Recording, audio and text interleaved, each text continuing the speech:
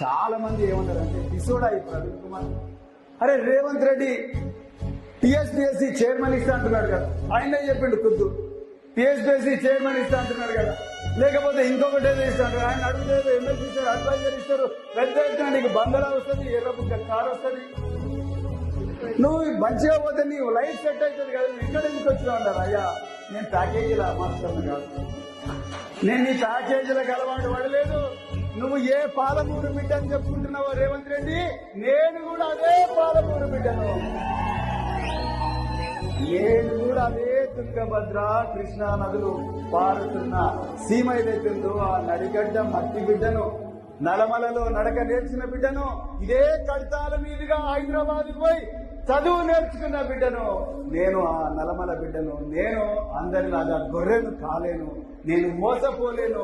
నన్ను నేను చెరబండ రాజు చెప్పినట్టుగా